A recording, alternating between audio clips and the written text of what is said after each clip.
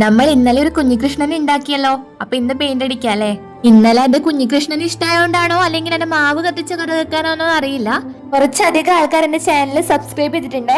അപ്പൊ ആദ്യം തന്നെ സപ്പോർട്ട് ചെയ്ത എല്ലാവർക്കും താങ്ക്സ്. ഇനി ക്ലേ വെച്ചിട്ട് നിങ്ങൾ പറയുന്ന സാധനങ്ങളൊക്കെ ഉണ്ടാക്കണം എന്നാണ് വിചാരിക്കുന്നത്. അപ്പൊ എന്താ ഉണ്ടാക്കണ്ടേന്ന് വിചാരിച്ചാലൊന്ന് കമന്റ് ചെയ്തേക്കണേ.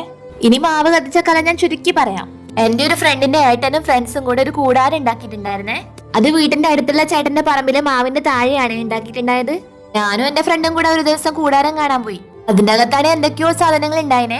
അതിനൂടെ വിളക്കത്തിക്കണ സാധനങ്ങളും കണ്ടേ. പിന്നെ ഒന്നും നോക്കിയില്ല, എടുത്ത് കത്തിച്ചു. കത്തിച്ചതല്ലടാ പ്രശ്നമായത്, കത്തിച്ചിട്ട് കെടുത്താണ്ട് പോയതാണ്. കുറച്ചു കഴിഞ്ഞപ്പോ ആന്റി ഉണ്ട് എന്ന് പറയുന്നു മാവ് കത്തിപ്പോയിന്ന്. കഷ്ടകാലത്തിന് നമ്മൾ അതിന്റെ അകത്തിരിക്കുന്ന ഒരു ഏട്ടൻ കാണുകയും ചെയ്തു. പിന്നെ 2 ആഴ്ചത്തേക്ക് ഞാൻ ആ വഴിക്ക് പോയിട്ടില്ല. പിന്നൊരു ദിവസം പോയി നോക്കിയപ്പോ കണ്ടു ഒരു കരിഞ്ഞ മാവ്. പിന്നെ ഞാനൊന്നും കണ്ടില്ലേ, രാമനാരായണയായിരുന്നു. കഥ അത്രയേ ഉള്ളൂ. നമ്മളെ കൃഷ്ണൻ എങ്ങനെയുണ്ട്? ഇഷ്ടപ്പെട്ട ലൈക്ക് ചെയ്യാനും സബ്സ്ക്രൈബ് ചെയ്യാനും മറക്കല്ലേ.